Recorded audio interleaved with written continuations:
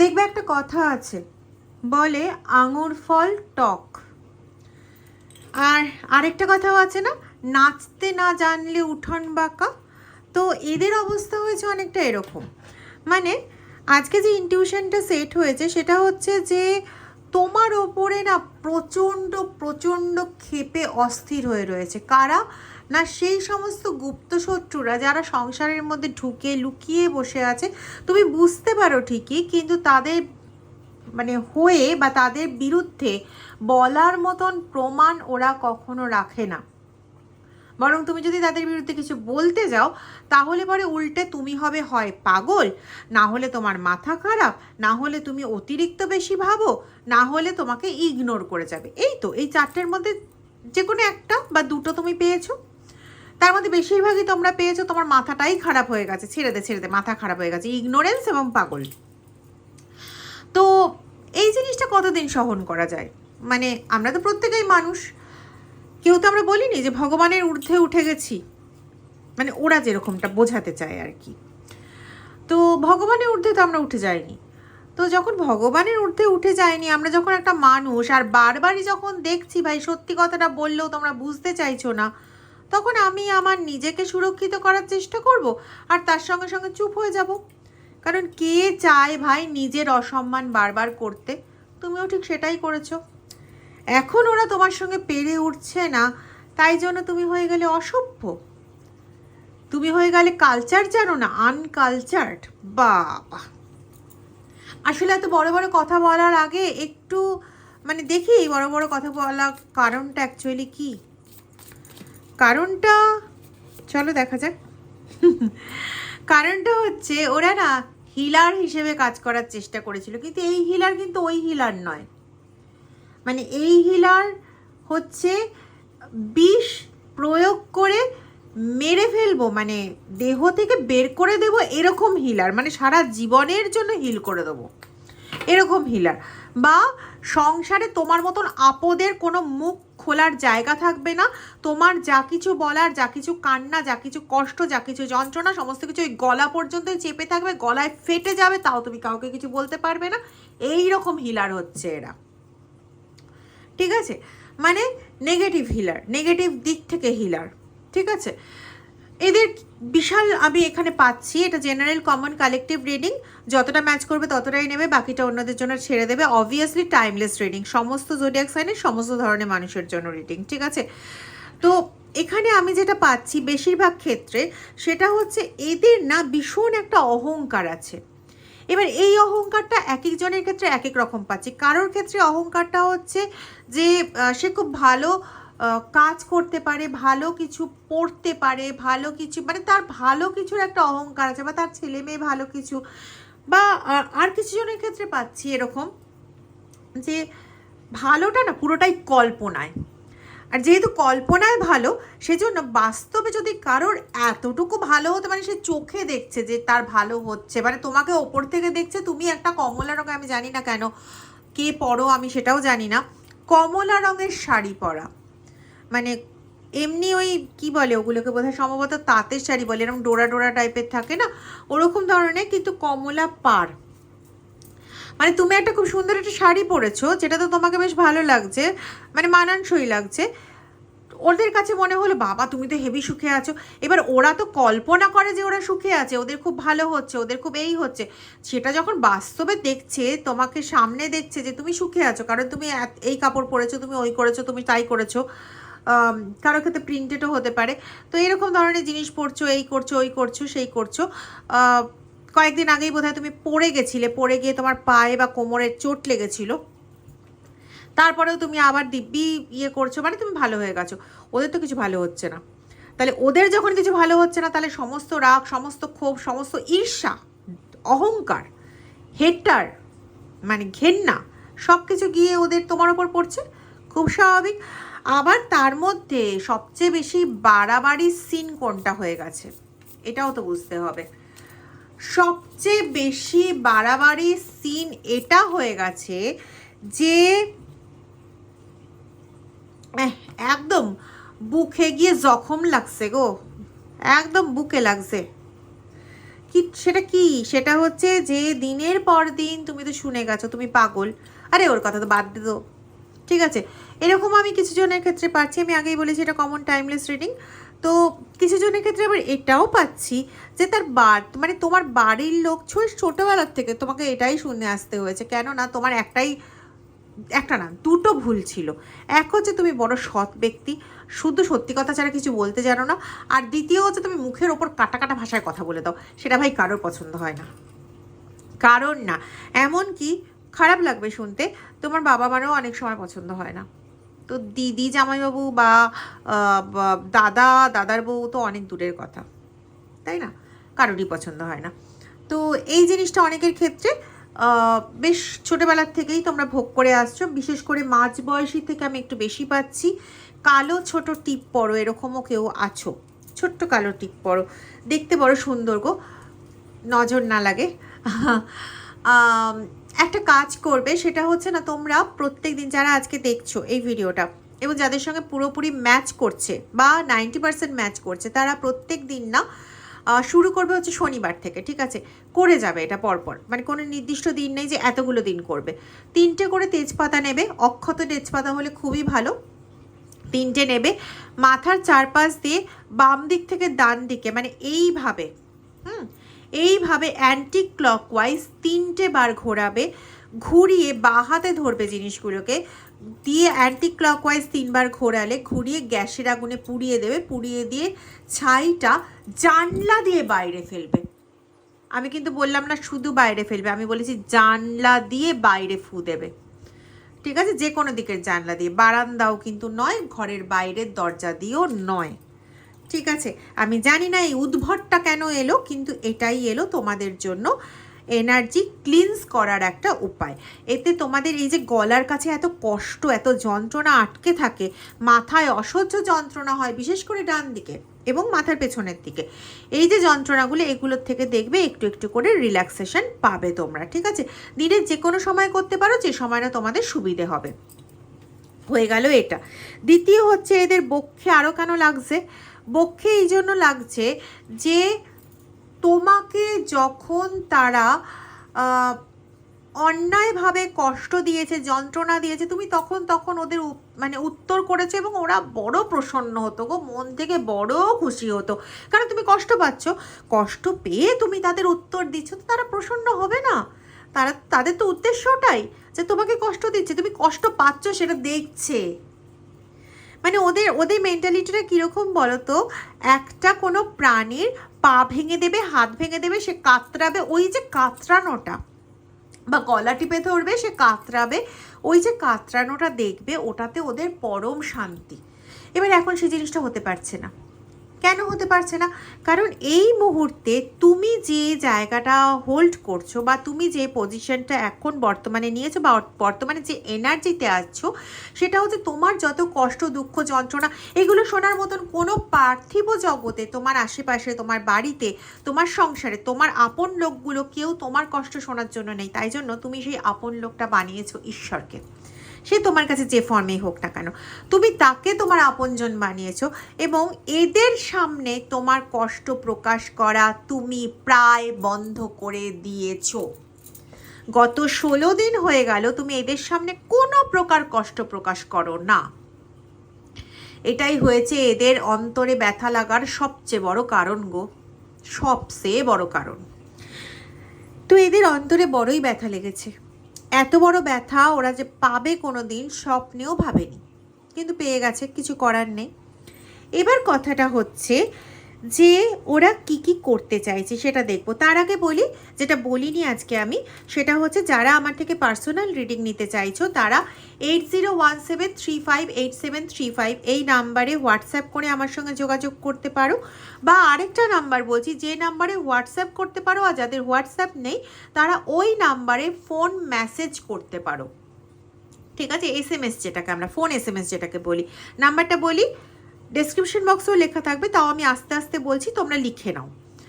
9062656579, কারণ এখানে অনেকেই আছো যাদের হোয়াটসঅ্যাপ হ্যাক করা হয়, তোমরা জানো, তো তারা কমিউনিকেট করার জন্য হোয়াটসঅ্যাপটা সুবিধাজনক অপশন বলে মনে করছো না, আমি তাদের ক্ষেত্রে এটা বললাম। ওম নমঃ শিবায়, জয় মা দুর্গা বা জয় মা কালী বা তোমাদের যে ঈশ্বর তার নাম নেবে এবং ওই নাম্বারে তোমরা ফোন SMS করবে, ঠিক আছে? ফোন SMS, যেটা মানে ফোনে যে SMS মেসেজ লেখার অপশন থাকে সেটা করবে, কিন্তু কেউ প্লিজ ফোন করো না। আর আমাকে মেসেজ করে এটা প্লিজ অনুরোধ করো না যে একবার ফোন করো, তাহলে তোমাদের ফোন করা আর আমাকে ফোন করতে বলা ব্যাপারটা তো একই হয়ে গেল, তাই না? আর একটা কথা বলি, পার্সোনাল রিডিংয়ের জন্য যখন কেউ আমাকে ফোন করতে বলছো বা ফোন করে কথা বলতে চাইছো, তখন তোমরা কি করো বলো? তোমরা তোমাদের সমস্যাগুলো বলো, খুব স্বাভাবিক, কারণ তোমরা সমস্যায় পড়ে রয়েছো। আমি যখন ডাক্তারের কাছে যাব, আমি গিয়ে ডাক্তারকে গিয়ে তো আমার সমস্যাগুলোই বলি না। কিন্তু ব্যাপারটা হচ্ছে, তোমরা ওই সময় সমস্যাটা বললে আমি ওই মানে চোখ কানহীন দেওয়ালের মতন আমাকে শুনতে হয়, কারণ আমি হাতে তখন তোমাদের জন্য নাম ইনিশিয়ালাইজ করে মহাদেবের কাছে প্রার্থনা করে জপ করে আমি কার্ড নিয়ে বসতে পারছি না, কারণ সেই প্রসেসটার মধ্যে দিয়ে আমরা আসিনি। যেহেতু প্রসেসটার মধ্যে দিয়ে আসিনি, সেজন্য আমি তোমাকে কোনো কিছুই বলতে পারবো না। হ্যাঁ, মন রাখার জন্য অনেকেই অনেক রকম কথা বলে, কিন্তু ভাই আমি তো ওটা পারি না, তাই মন রাখার জন্য কিছু বলতে পারবো না। আমাকে সরাসরি কি বলতে হবে, আমি এখন তোমাকে কোনো উপকারই করতে পারলাম না, তুমি রিডিংয়ে বসো, তারপরে বলতে পারবো। বা প্রশ্ন অ্যান্সারের মাধ্যমে রিডিং নাও, তোমার কাছে টাকা পয়সার অসুবিধে থাকলে তুমি ওটার মাধ্যমে রিডিং নাও, ওটা খুব কম চার্জে হয়ে যাবে। তুমি 4টে প্রশ্ন করো, 6টা প্রশ্ন করো, যাই করো না কেন, এটা এই চার্জ পড়বে।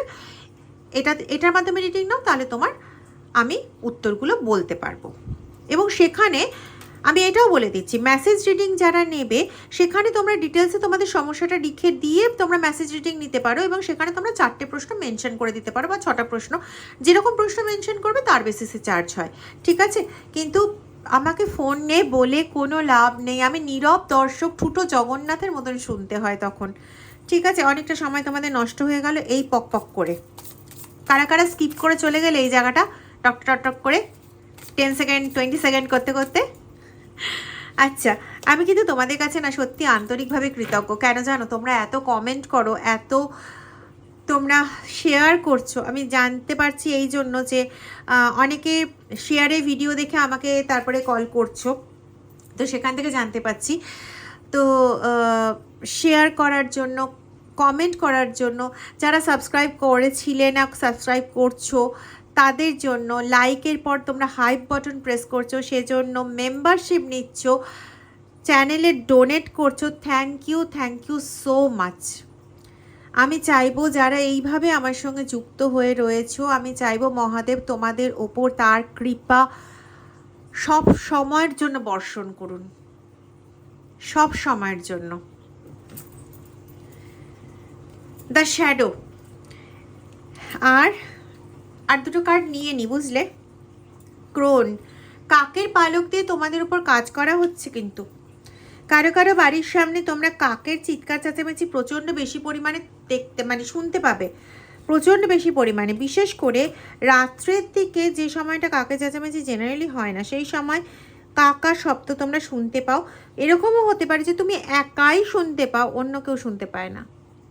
এটা হওয়ারই প্রবণতা মানে চান্স সবচেয়ে বেশি, কারণ তোমার ওপর শ্যাডো ওয়ার্ক করা হয়েছে, তোমার ওপর শ্যাডো স্পেল করা হয়েছে, এবং এত কিছু করার পরেও তোমাকেও যেমন একটা থ্রেশহোল্ড লেভেলে দাঁড় করিয়ে রেখেছে, মানে না তুমি এদিক যেতে পারছো, না ওদিক যেতে পারছো, না তুমি গলায় যেগুলো আটকে আছে কষ্ট যন্ত্রণাগুলো, সেগুলোকে না তুমি হজম করে ফেলতে পারছো, না সেগুলোকে তুমি বের করতে পারছো।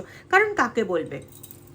এমন তো কোনো মানুষ নেই যাকে বলে তুমি একটু হালকা হতে পারবে, নেই এরকম কোনো মানুষ, ঠিক আছে? তো সেই জন্য তোমার এখনকার পরিস্থিতি হচ্ছে এই রকম যে তুমি না উগরাতে পারছো না গিলতে পারছো, ঠিক তেমনই পরিস্থিতি না ওর দাঁড়িয়েছে। কারণ তুমি এই উগরাতে না পারা, গিলতে না পারা, এর মাঝখানে দাঁড়িয়ে তুমি যে ডিসিশনটা নিয়েছো যে আমার তাহলে সমস্ত কিছু বলার জন্য জায়গা হচ্ছে আমার ঈশ্বর, আমার আল্লাহ, আমার যিশু, ঠিক আছে, আমার শিব, আমার কালী, অনেকেই আছো এখানে যারা মা তারার ভক্ত, আমারও ইষ্টদেবী একতারা, যাই হোক। তো তোমরা মায়ের কাছে হোক, শিবের কাছে হোক, তোমরা এই প্রার্থনাটা করো এবং সেরকম করে তোমরা বলে যাও, তাকে সমস্ত কষ্ট জানাও, সব কিছু জানাও, চোখের জল তার সামনে ফেলো, যার জন্য বাইরে তোমার চোখের জল ফেলার আর দরকার পড়ছে না। এবার তোমাকে যখন বাইরে চোখের জলটা ফেলতে দেখছে না, এত শ্যাডো স্পেল ওয়ার্ক এত কিছু করার পরও আমি এখানে না সাদা ফুল দেখতে পাচ্ছি, ওই যে বেলি ফুলগুলো হয় না, ওই রকম ধরনের সাদা ফুল, মেবি ওই সাদা ফুল ইউজ করা হয়েছে কাজ করার জন্য, লাল জবা ফুল ইউজ করা হয়েছে, নীল অপরাজিতা ফুল ইউজ করা হয়েছে তোমার কাজ করার জন্য, এবং কাকের পালক তো আছেই। তো এখানে ব্ল্যাক শ্যাডো তৈরি করা হয়েছে, এবং ব্ল্যাক শ্যাডোতে এখানে যেটা এলো, ব্ল্যাক স্পেল করতে গিয়ে, শ্যাডো ওয়ার্ক করতে গিয়ে খুব কম পার্সেন্টের ক্ষেত্রে, খুব কম পার্সেন্ট, মানে আমি বলতে পারি 2 to 5%, 100 জনের মধ্যে 2 জন থেকে বড় জোর 5 জনের ক্ষেত্রে এই কাজটা করা হয়েছে, এবং আমার ভিউয়ার্সদের মধ্যেই করা হয়েছে, তাই তো মহাদেব?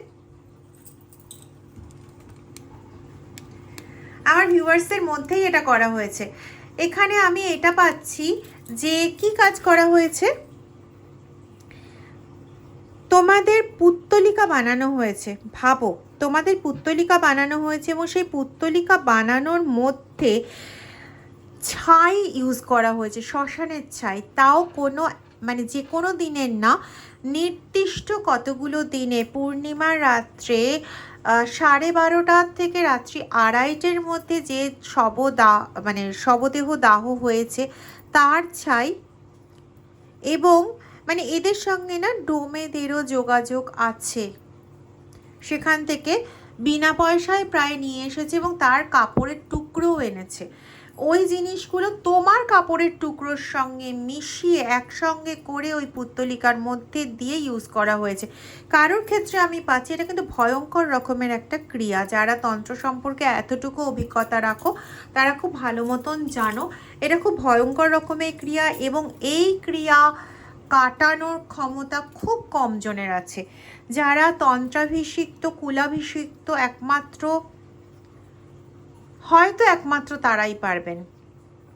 হতে পারে অনেকের আচারিক দিক থেকে কমপ্লিট হয় না অনেকের ক্ষেত্রে, ঠিক আছে, কিন্তু অনেকে ভেতর থেকে অনেকটা দক্ষ হয়ে যান, তারাও জানেন এই ব্যাপারটা, এবং যারা কুলাভিষিক্ত, তন্ত্রাভিষিক্ত তারা তো মানে জানেনি, ঠিক আছে। যাই হোক, ব্যাপারটা হচ্ছে যে এখানে হয় তোমার কাপড়ের টুকরো ব্যবহার করা হয়েছে এগুলোর সঙ্গে, না হলে এখানে এর সঙ্গে ব্যবহার, ওরে বাবা,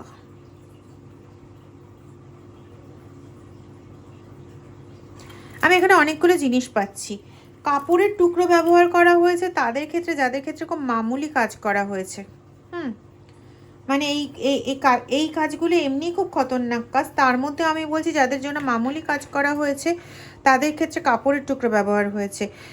কিছু জনের ক্ষেত্রে পাচ্ছি পার্টিকুলার একটা নির্দিষ্ট জিনিসের তুলো, সোশ্যাল মিডিয়া, এর থেকে বেশি আমি কিছু বলতে পারবো না। আরও স্পেসিফিক করে বলতে চাইলে মহিলাদের ব্যবহার্য কোনো জিনিসের তুলো, সেটা ব্যবহার করা হয়েছে। দ্বিতীয়, কারো ক্ষেত্রে এটা পাচ্ছি হলুদ রঙের কিছু, মেবি কোনো বাচ্চার মলের অংশ। আর একটা যেটা পাচ্ছি সেটা হচ্ছে চুল। এই রকম জিনিসগুলো ব্যবহার করে তারপরে গিয়ে কাজ কমপ্লিট করা হয়েছে তোমাদের পুত্তলিকা বানানোর, এবং কারোর ক্ষেত্রে এই পুত্তলিকাকে অলরেডি জ্বালানো হয়েছে, জ্বালিয়ে সেটাকে গলার ওখানে দড়ি দিয়ে বেঁধে ঝুলিয়ে রাখা হয়েছে।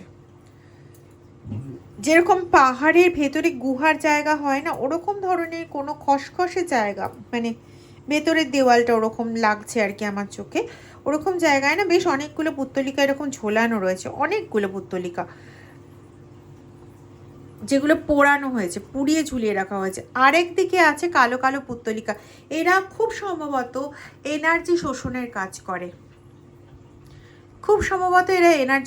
কাজ করে, এবং এই রকম কোনো জায়গায় তোমার বাড়ির এই গুপ্ত শত্রু হতে পারে, সে মানে কাজ করতে আসে সেও হতে পারে, বা তোমার বাড়িতে থাকে এরকম কোনো মাঝবয়সী মহিলা, রোগা করে, চুলটা অনেকটা সামনের দিকে পুরো কুচকুচে কোঁকড়ানো বলবো না, হালকা কোঁকড়ানো হয় না চুল, ওরকম টাইপের হালকা ওয়েভি টাইপের চুল, এবং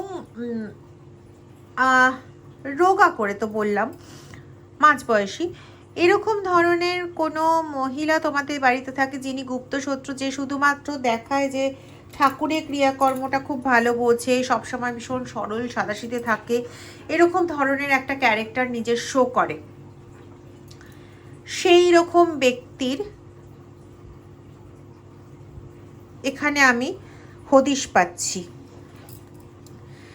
যে গিয়ে এরকম ধরনের কাজ করিয়ে থাকে। একদম ফাদার ফিগার কেউ একজন হতে পারে তোমাদের বাড়ির ফাদার ফিগার,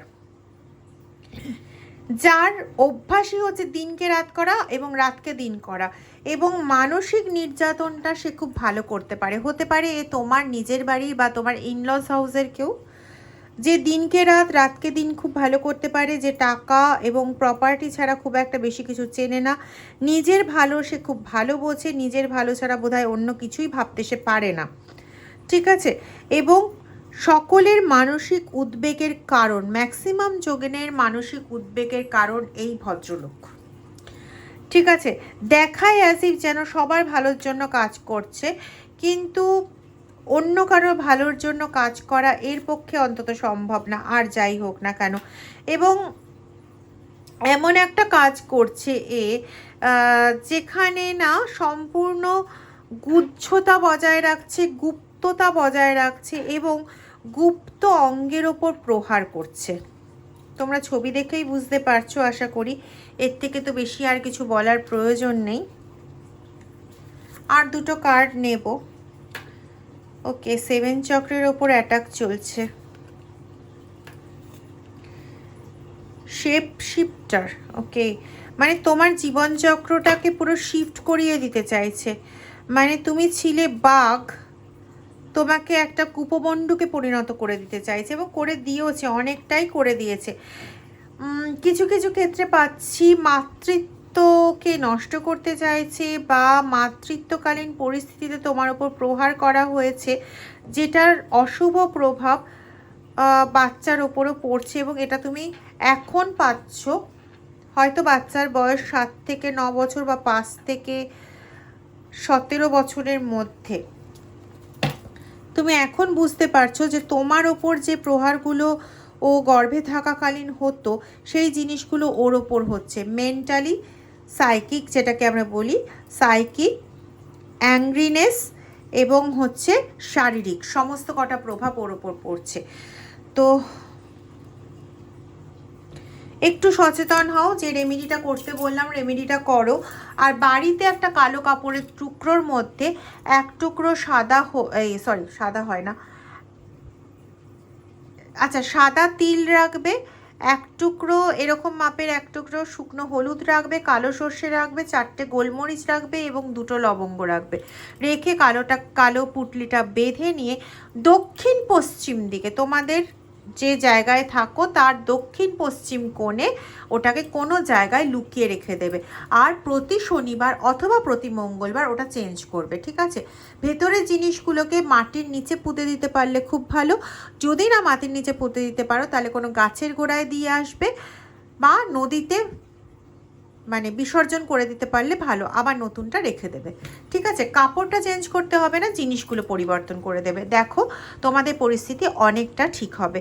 আমি চাইবো যে তোমাদের আগামী দিনগুলো খুব ভালো হোক, তোমরা খুব ভালো থাকো, অনেক বেশি পজিটিভ হও, অনেক বেশি ভালো থাকো। যারা এখনও চ্যানেলটা সাবস্ক্রাইব করোনি, জোর হাতে অনুরোধ করি চ্যানেলটা প্লিজ সাবস্ক্রাইব করে দিও। যারা লাইক করছো তারা লাইক বাটন প্রেস করে প্লিজ হাইপ বাটনটা প্রেস করে দিও, আর শেয়ার করতে ভুলো না। কমেন্ট কিন্তু অবশ্যই করো। হর হর মহাদেব, ওম নমঃ শিবায়।